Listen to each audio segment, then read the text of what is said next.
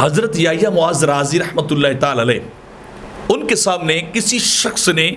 یہ آیا کریمہ پڑھی، یوم نحشر المتقین الی الرحمن وفدا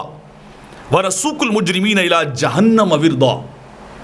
کہ ہم قیامت کے دن متقین کو اللہ کی بارگاہ میں لے کے آئیں گے،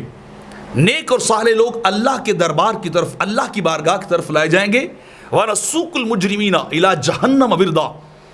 اور جو مجرم اور بدکار سیاکار ہوں گے وہ جہنم کی طرف لے کے جائے جائیں گے۔ جب اس حصے کو پڑھا گیا، قرآن کا یہ حصہ تلاوت کیا گیا،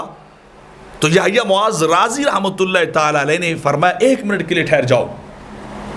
اس تلاوت کرنے والے کو روک کر فرمایا جب قیامت کا دن ہوگا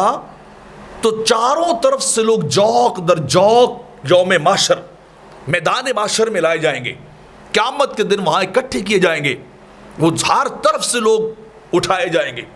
جمع جو وہ کیے جائیں گے اور لائے جائیں گے، اور آپ نے فرمایا وہاں کھڑے کر کے قیامت کے دن میدان قیامت میں اللہ تم سے ایک ایک حرف کے بارے میں پوچھے گا،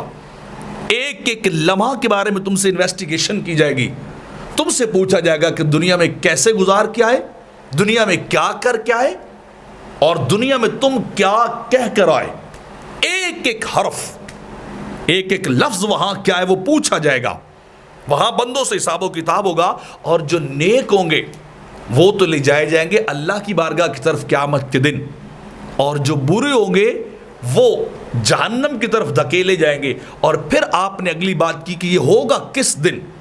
تو آپ نے خود تلاوت کی کل اذا دکت الارض دکا، یہ اس دن ہوگا جب زمین کو کوٹ کوٹ کے ریزہ ریزہ کر دی جائے گا، وجاء ربک والملک صفا صفا،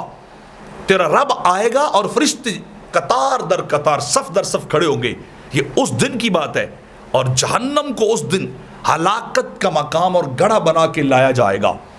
فرمائے اس دن کی بات ہو رہی ہے جس دن ہر چیز فنا کر دی جائے گی، برباد کر دی جائے گی، اور بندے